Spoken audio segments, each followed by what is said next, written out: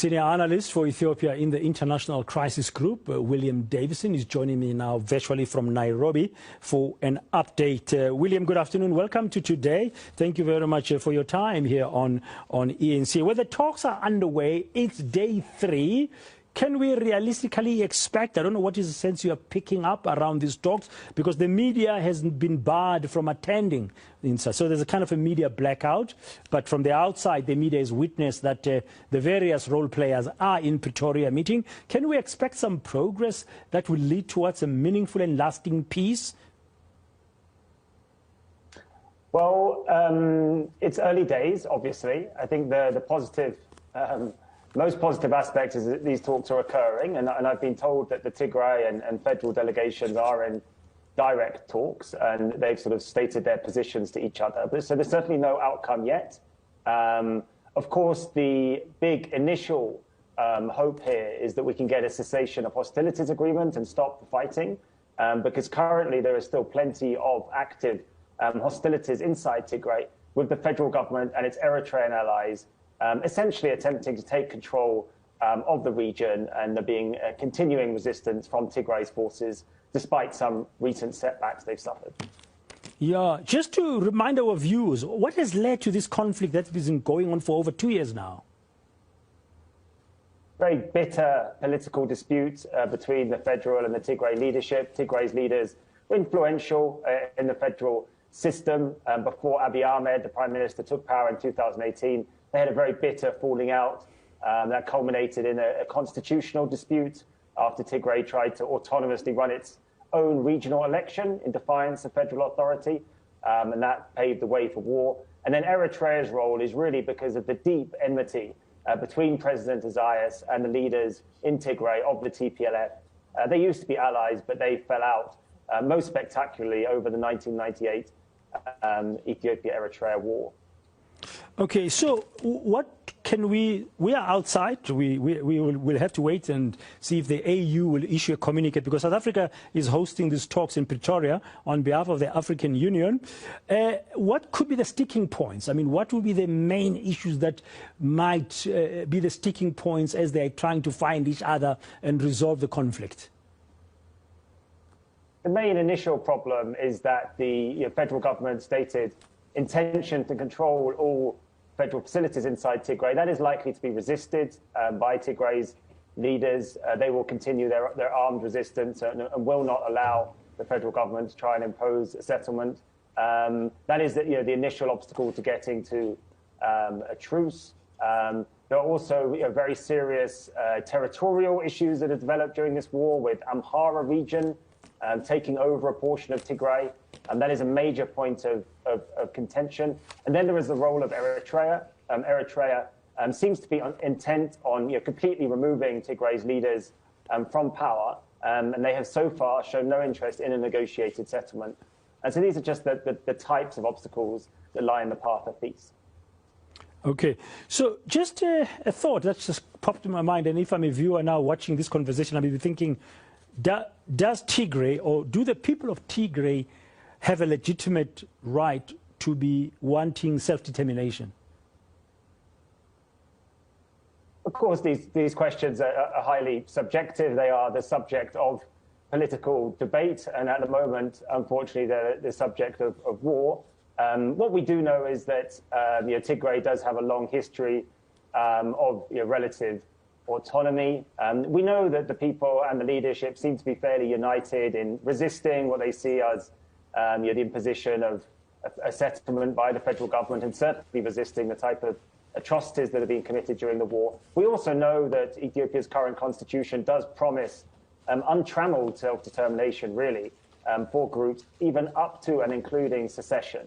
So, of course, there will continue to be arguments over self-determination or autonomy, but there is a lot of weight, both historical and contemporary, behind the Tigrayan sort of self-determination demand and struggle. Yeah. How strategic is Tigray in the Horn of Africa as a unit, as a unitary state, let's say, for argument's sake?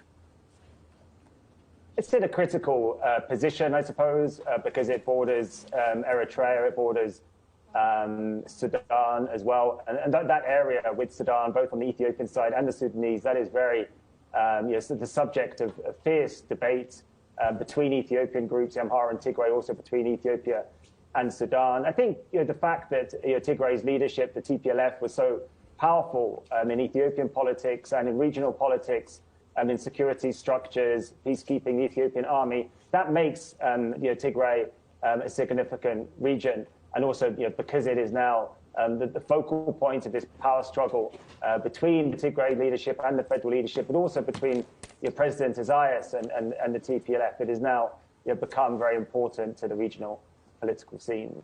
Yeah, and some recent conflicts in Africa, historically, in recent history, have also been about mineral resources, about access to resources. Is Tigray a very rich area from what you know, different aspects? I mean, I'm asking this because sometimes the genesis of a conflict might be more than just political. I think that the roots and the causes of the conflict are, as I've described, power struggles between political elites, arguments over autonomy and this type of thing. Of course, resources and economic considerations are there. This area of Western Tigray that Amhara has taken over, that is a relatively fertile sesame exporting part of Tigray. Also an area in southern Tigray is another fertile agricultural area. And then there certainly are deposits of gold and other precious metals and minerals, which people may have an eye on in terms of the future commercial possibilities there. But I would say primarily this is a political struggle. But of course, those types of resource questions underlie political disputes. Yeah, and where do the guns come from? I mean, Tigray is a region up north there, as you explained, in Ethiopia. The Ethiopian government, of course, has got its defense force. Do we have any clues funding the Tigrayan fighters?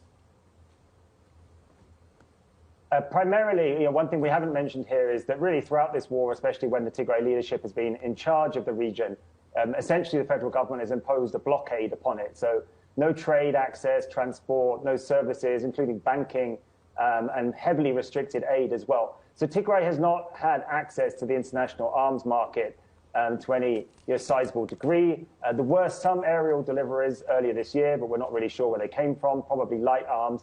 But it seems that the arms that the Tigray forces have, they've either stockpiled or they've commandeered during the war after winning battles against the Federal Eritrean and Amhara forces.